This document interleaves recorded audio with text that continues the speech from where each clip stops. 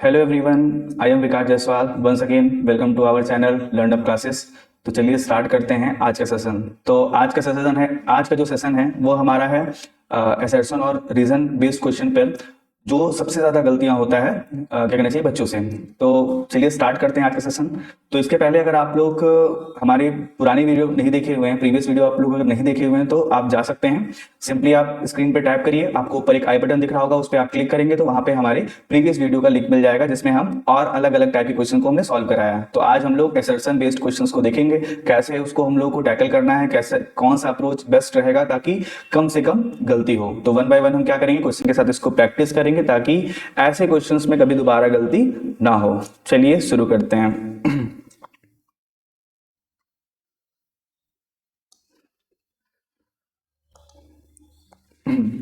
तो सबसे पहला अगर ऐसा क्वेश्चन आए असर्शन बेस्ड रीजन में, तो जो भी हमारे पास डायरेक्शन दिया गया है उसको अच्छी तरीके से पढ़ लें और साथ ही साथ हम लोग ऑप्शंस भी देख लें कि कभी कभी क्या होता है कि ऑप्शंस जो हमारे पास फोर्थ ऑप्शन होता है वो दोनों फॉल्स होता है और कभी कभी A is false and R is true ऐसा होता है। तो एक बार क्रॉस चेक कर लें कि हमारे पास कौन सा ऑप्शन दिया गया हुआ है, केयरफुली उसको पढ़ लें।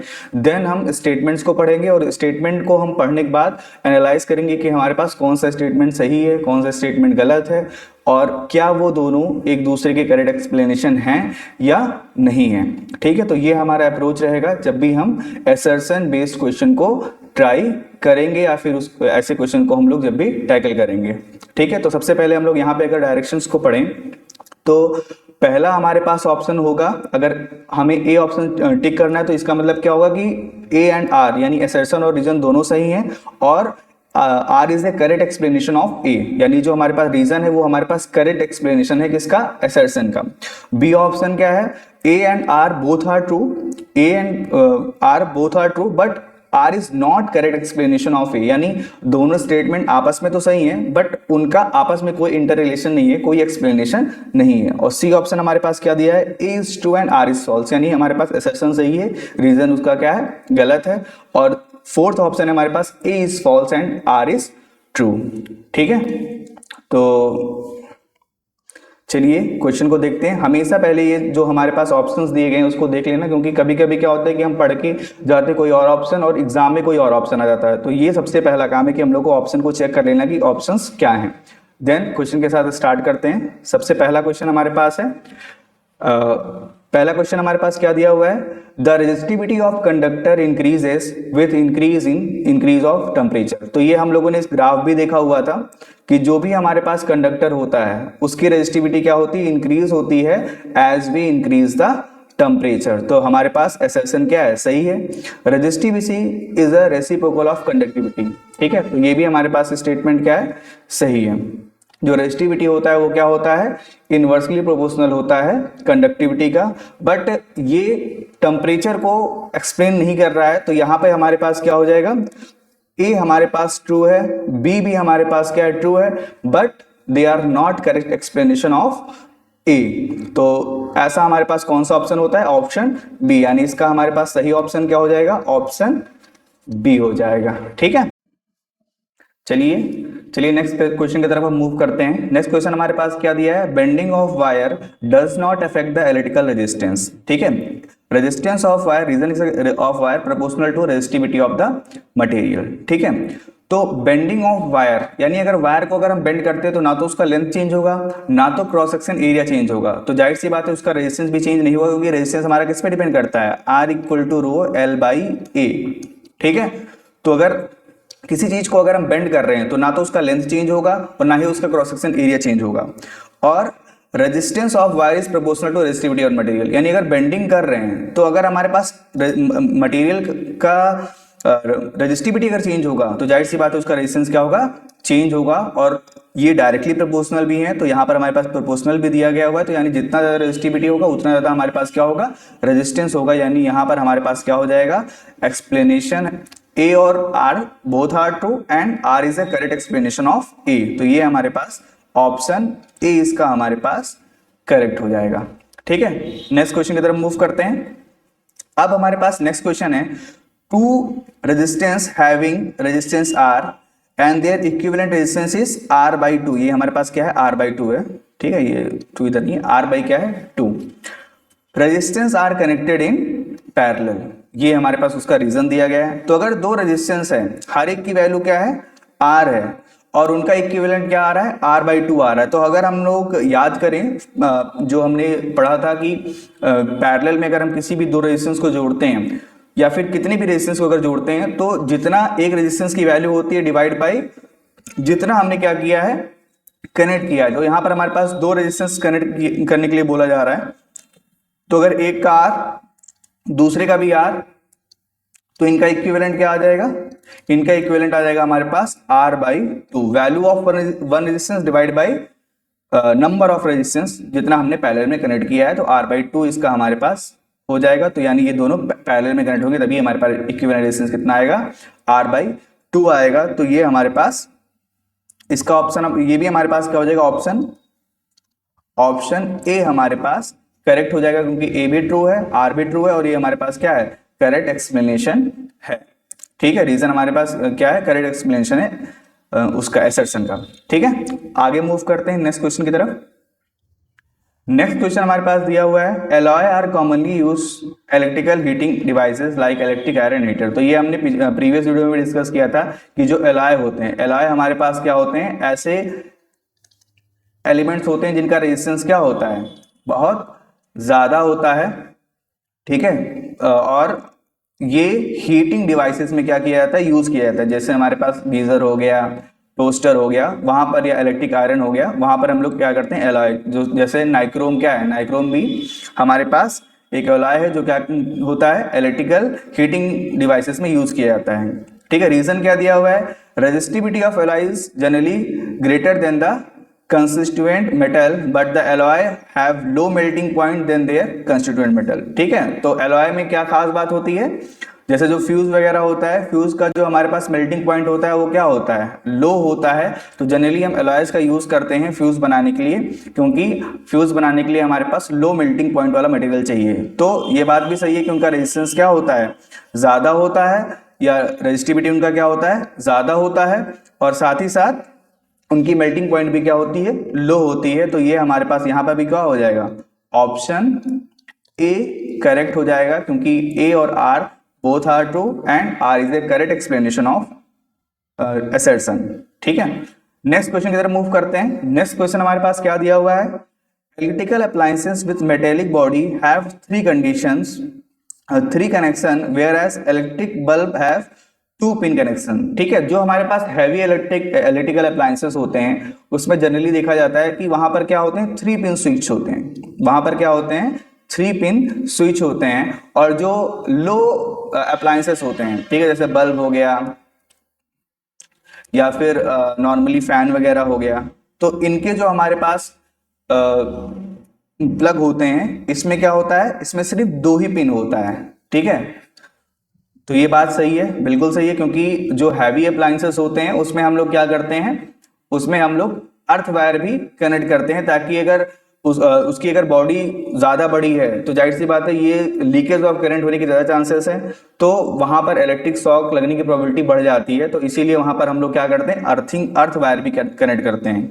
3 pin connection reduce the heating of A electric connecting wire. ठीक है, तो ये बात बिल्कुल सही नहीं है, क्योंकि जो 3 पिन होता है, 2 पिन का काम तो एक फेज होता है, एक न्यूट्रल होता है, लेकिन जो 3 पिन होता है, 3 पिन में जो तीसरे पिन का काम होता है वो एक्सेस करंट को क्या करता है, वो अर्थ में डाल देता है, या वो अर्थिंग के लिए यूज किया जाता है, तो हीटिंग इफेक्ट को रिड्यूस नहीं करता है। ठीक है, तो ये हमारे पास आर क्या है, गलत है, ए हमारे पास सही है। तो इसके अकॉर्डिंग हमारे पास कौन सा ऑप्शन हो जाएगा, A is true and R is false. ठीक है, तो ऑप्शन हमारे पास क्या हो जाएगा, ऑप्शन सी। ठीक है, तो इस तरीके से हम लोग असर्शन बेस्ड क्वेश्चंस को करेंगे। वहां पर हम लोग पहले स्टेटमेंट को अच्छे से पढ़ेंगे। असर्शन बेस्ड क्वेश्चन को अगर करना होगा तो सबसे पहले हमारे पास कॉन्सेप्ट क्लियर होना चाहिए, 1 by 1 सारे कॉन्सेप्ट जो भी इलेक्ट्रिसिटी के हैं या जिस भी सब चैप्टर से हमारे पास असर्शन बेस्ड क्वेश्चन आएंगे। अगर वो चैप्टर का कॉन्सेप्ट पूरी तरीके से क्लियर नहीं होगा तो जाहिर सी बात है आप उसमें फंस सकते हैं। तो सबसे पहले क्या करना है कि एक बार सारे कॉन्सेप्ट को रिवाइज कर लेना है, रिकॉल कर लेना है, पढ़ लेना है, ताकि जब भी हमारे पास स्टेटमेंट दिया जाए तो उसको हम थॉरोली क्या कर सकें, एनालाइज कर सकें कि वो हमारे पास सही है या गलत है, और अगर सही है तो क्या वो दोनों आपस में क्या कोई कनेक्शन है, एक्सप्लेनेशन दे रहे हैं कि नहीं दे रहे हैं। ठीक है, मूव करते हैं नेक्स्ट क्वेश्चन की तरफ। नेक्स्ट क्वेश्चन हमारे पास है copper is use make a electric wire.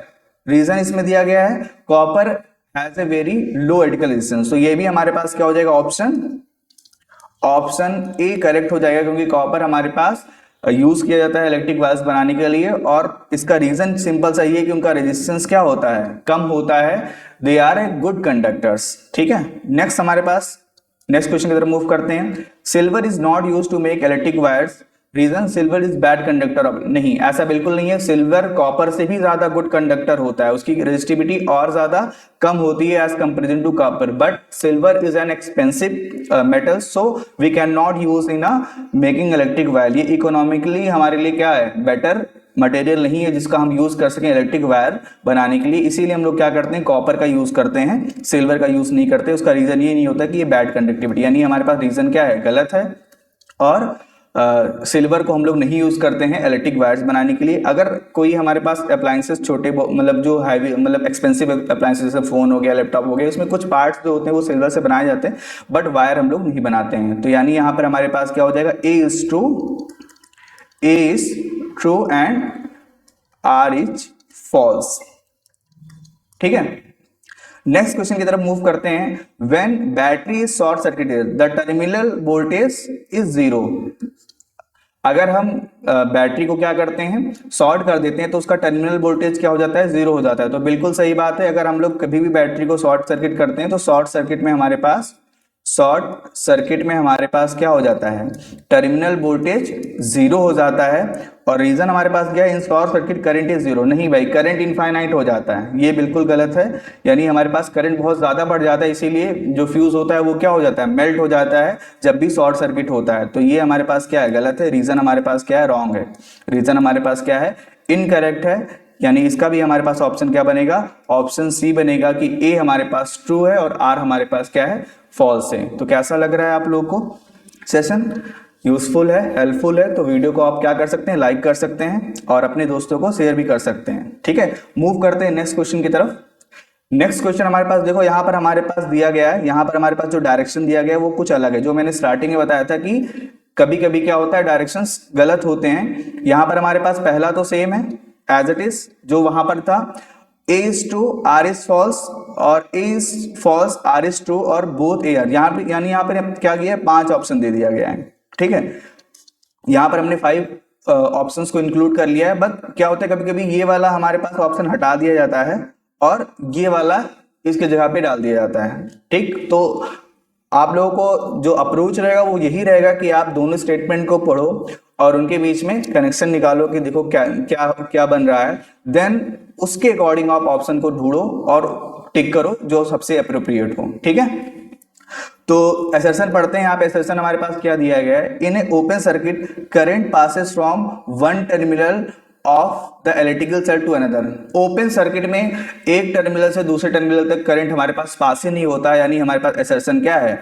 Wrong है। Generally the metal disc of cell acts as a positive terminal. ठीक है, जो हमारे पास मेटल डिस्क होते हैं वो क्या होते हैं, वो पॉजिटिव टर्मिनल की तरह एक्ट करते हैं। तो ये नहीं होता है, जो हमारे पास सेल में मेटल डिस्क जो होता है, जो आउटर पार्ट होता है, वो हमेशा क्या होता है, वो हमेशा नेगेटिव होता है। यानी यहाँ पे हमारे पास क्या है, ए भी गलत है, आर भी गलत है। तो इसलिए हमारे पास ये क्या हो जाएगा, ई ऑप्शन सही हो जाएगा, both A and R is false. ठीक है, नेक्स्ट क्वेश्चन देखते हैं, क्वेश्चन नंबर 10। असर्शन क्या दिया हुआ है यहाँ पर, conductor allow the current to flow through themself. ठीक है, कंडक्टर से ये बात सही है, कंडक्टर क्या करते हैं, करंट को अलाउ करते हैं कि उसके अंदर क्या कर सकता है, वो फ्लो कर सकता है। रीजन हमारे पास क्या दिया गया है, they have a free charge carrier. तो यानी ये बात भी बिल्कुल सही है, क्योंकि कंडक्टर क्यों इलेक्ट्रिक करंट को कंडक्ट कर पाते हैं, क्योंकि उनके अंदर क्या होते हैं, ढेर सारे फ्री इलेक्ट्रॉन्स होते हैं। तो यहां पर हमारे पास क्या हो जाएगा, both A and R are true and R is the correct explanation of A. ठीक है, तो ऑप्शन ए हमारे पास क्या होगा, करेक्ट होगा। तो इस तरीके से हम लोग क्या करेंगे, असर्शन बेस्ड क्वेश्चंस को करेंगे। नेक्स्ट क्वेश्चन की तरफ मूव करते हैं। नेक्स्ट क्वेश्चन हमारे पास क्या गया है, bending of wire decrease the resistance of the electrical wire. अभी हम लोगों ने इसके पहले एक क्वेश्चन हमने देखा था, तो वहां पर भी हम लोगों ने समझा था कि bending of wire decrease the resistance of wire. नहीं, ऐसा कुछ नहीं होता है, बेंडिंग ऑफ वायर से कोई फर्क नहीं पड़ता है रेजिस्टेंस पे। तो यानी ए हमारे पास क्या हो गया, ए हमारे पास रॉन्ग हो गया, ए हमारे पास गलत हो गया। The resistance of conductor depend upon length, thickness, nature of material and temperature. तो ये बिल्कुल सही है, रीजन हमारे पास एकदम क्या है, करेक्ट है। ये हमारे पास क्या है, करेक्ट है। तो यहां पर हमारे पास क्या हो जाएगा, A is false and R is true. ये हमारे पास डी ऑप्शन होता है, वो हमारे पास इस क्वेश्चन के लिए क्या होगा, करेक्ट होगा। तो इस टाइप से हम लोग क्या करेंगे, असर्शन बेस्ड क्वेश्चन को ट्राई करेंगे, प्रैक्टिस करेंगे, और जब भी एग्जाम में ऐसे क्वेश्चन पूछा जाएगा तो अच्छे तरीके से थॉरली हम लोग को स्टेटमेंट दोनों पढ़ना है। उसके बाद देखना है कि वो स्टेटमेंट सही है कॉन्सेप्ट वाइज कि नहीं। कभी कभी क्या होता है, नॉट लगा दिया जाता है या फिर कुछ इस टाइप का छोटे वर्ड्स यूज कर दिए जाते हैं, नो लगा दिया जाता है, जहां पर हमारा ध्यान नहीं जाता है और हम लोग क्या करते हैं, जल्दीबाजी में गलत कर देते हैं। तो हमेशा कम से कम 2 बार स्टेटमेंट को पढ़ो, उसके बाद देखो कि वो सही है कि नहीं सही है, और अगर जब सही हो जाए तो एक बार फिर से सोचो कि क्या वो करेक्ट एक्सप्लेनेशन है या नहीं है। अगर नहीं है तो फिर आप उसके अकॉर्डिंग ऑप्शन को चूज कर सकते हैं। तो अगर आपको वीडियो हेल्पफुल लगा हो तो आप वीडियो को लाइक कर सकते हैं, चैनल को सब्सक्राइब कर सकते हैं और अपने दोस्तों को शेयर भी कर सकते हैं ताकि उनका भी हेल्प हो जाए। ठीक है, मिलते हैं नेक्स्ट वीडियो में। नेक्स्ट वीडियो में हम लोग केस बेस्ड स्टडी के क्वेश्चंस करेंगे। जय हिंद।